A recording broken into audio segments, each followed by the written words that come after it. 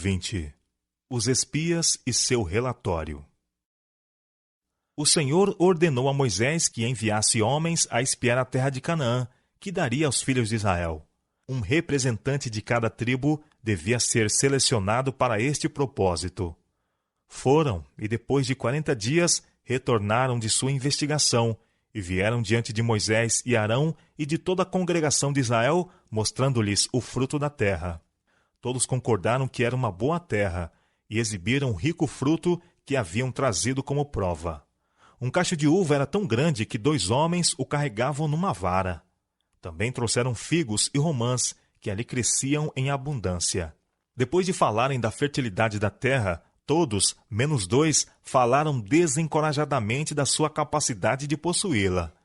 Disseram que era muito forte o povo que habitava a terra, e que as cidades eram rodeadas de grandes e altos muros, e além do mais, viram lá os filhos do gigante Enaque. Então descreveram como o povo estava situado ao redor de Canaã, e a impossibilidade de possuí-la. Ao ouvir o povo este relatório, deu vazão ao seu desapontamento com amargas reprovações e lamentos. Não esperaram, nem refletiram ou arrazoaram que Deus, que os havia trazido até ali, podia certamente dar-lhes a terra. Cederam de uma vez ao desencorajamento. Limitaram o poder do Altíssimo e não confiaram em Deus, que até então os conduzira. Acusaram a Moisés e em murmuração disseram uns para os outros: Isto então é o fim de todas as nossas esperanças. Esta é a terra por cuja obtenção viajamos do Egito. Calebe e Josué procuraram ser ouvidos, porém o povo estava tão excitado que não podia dominar-se para prestar atenção a esses 2 homens. Depois que se acalmaram um pouco, Calebe se aventurou a falar. Disse ao povo: Eia, subamos e possuamos a terra, porque certamente prevaleceremos contra ela. Mas os homens que com ele subiram disseram: Não poderemos subir contra aquele povo, porque é mais forte do que nós. E continuaram a repetir seu mau relatório, e a declarar que todos os homens eram de grande estatura. Também vimos ali gigantes, e éramos aos nossos próprios olhos como gafanhotos, e assim também o éramos aos seus olhos. Israel murmura outra vez. Levantou-se, pois, toda a congregação, e gritou em alta voz, e o povo chorou aquela noite. Todos os filhos de Israel murmuraram contra Moisés e contra Arão, e toda a congregação lhes disse: Oxalá tivéssemos morrido na terra do Egito, ou mesmo neste deserto. E por que nos traz o Senhor a esta terra, para cairmos à espada? E para que nossas mulheres e nossas crianças sejam por presa? Não nos seria melhor voltarmos para o Egito? E dizia uns aos outros: Levantemos a um para nosso capitão, e voltemos para o Egito. Então Moisés e Arão caíram sobre seus rostos perante a congregação dos filhos de Israel. Os israelitas não somente deram vazão às suas queixas contra Moisés, mas acusaram o próprio Deus de portar-se enganosamente com eles, prometendo-lhes uma terra que eram incapazes de possuir. Seu espírito rebelde aqui subiu tão alto que, esquecidos do braço forte da onipotência que os havia trazido da terra do Egito e conduzido por uma série de milagres, resolveram escolher um capitão para levá-los de volta ao Egito, onde tinham sido escravos e sofrido tanta opressão. Chegaram a designar um capitão, descartando-se assim de Moisés, seu paciente e tolerante líder, e murmuraram amargamente contra Deus. Moisés e Arão caíram sobre os seus rostos diante do Senhor, na presença de toda a congregação, para implorar a misericórdia de Deus em favor do povo rebelde. Mas sua tristeza e pesar eram demasiado grandes para serem expressos. Permaneceram prostrados em completo silêncio. Calebe e Josué rasgaram suas vestes como expressão da mais profunda tristeza, e falaram a toda a congregação dos filhos de Israel, dizendo: A terra pelo meio do qual passamos a espiar é terra muitíssimo boa. Se o Senhor se agradar de nós, então nos fará entrar nessa terra, e nola dará, terra que mana leite e mel. Tão somente não sejais rebeldes contra o Senhor, e não temais o povo desta terra, porquanto como pão os podemos devorar. Retirou-se deles o seu amparo. O Senhor é conosco, não os temais. Retirou-se deles o seu amparo. Isto é, os cananeus tinham enchido a medida de sua iniquidade. A divina proteção foi retirada deles, e eles se sentiam perfeitamente seguros e estavam despreparados para a batalha. E pelo conserto de Deus, a terra nos está assegurada. Em vez de estas palavras produzirem o efeito desejado sobre o povo, elas incrementaram sua obstinada rebelião. Ficaram irados e clamaram alto e em fúria que Calebe e Josué deviam ser apedrejados, o que teria sido feito se não tivesse o Senhor se interposto, mediante uma muito assinalada exibição de sua terrível glória no tabernáculo da congregação, diante de todos os filhos de Israel. Prevalece o apelo de Moisés. Moisés foi ao tabernáculo a fim de comunicar-se com Deus. Disse o Senhor a Moisés: Até quando me provocará este povo? E até quando não crerão em mim, a despeito de todos os sinais que fiz no meio deles?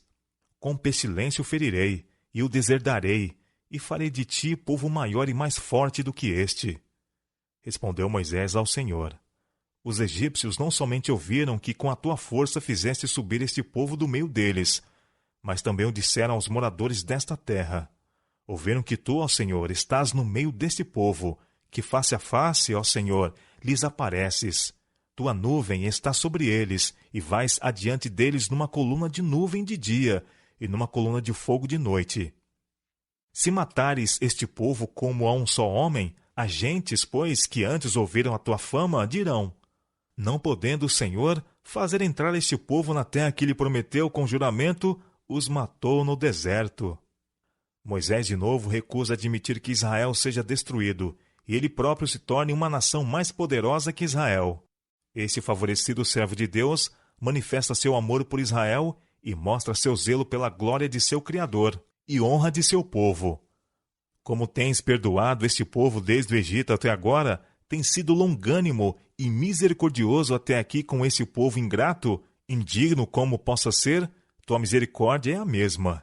Ele suplica: Portanto, não os pouparias desta vez, dando mais um exemplo de divina paciência aos muitos que já tens dado?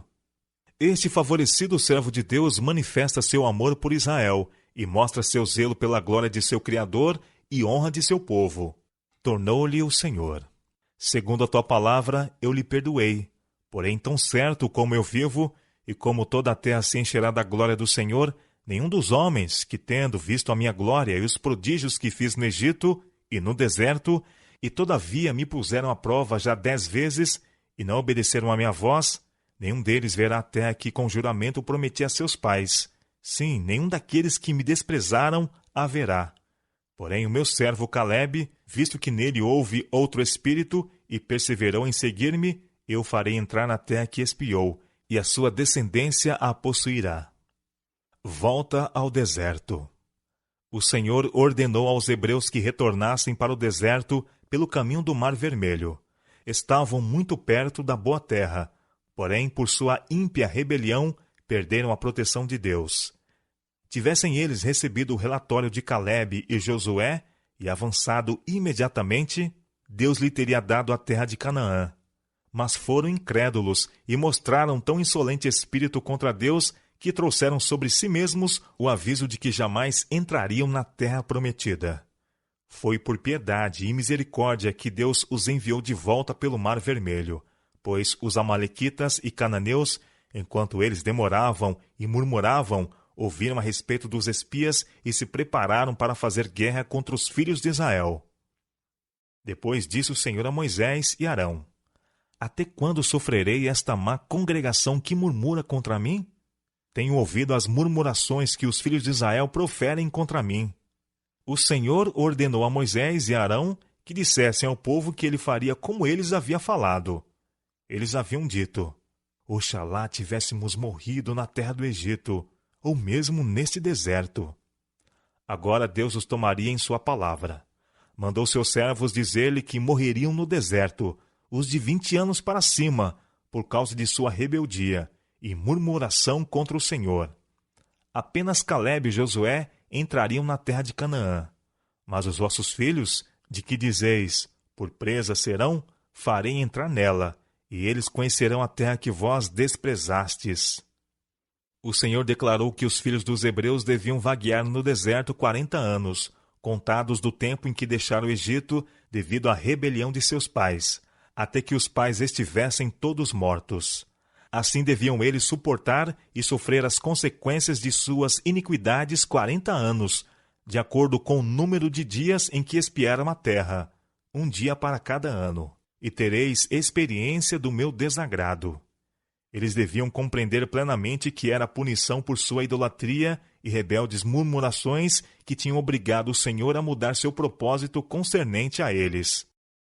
A Calebe e Josué foi prometida uma recompensa em primazia a toda a hoste de Israel, porque estes tinham perdido todo o direito de reclamar o favor e proteção de Deus. Patriarcas e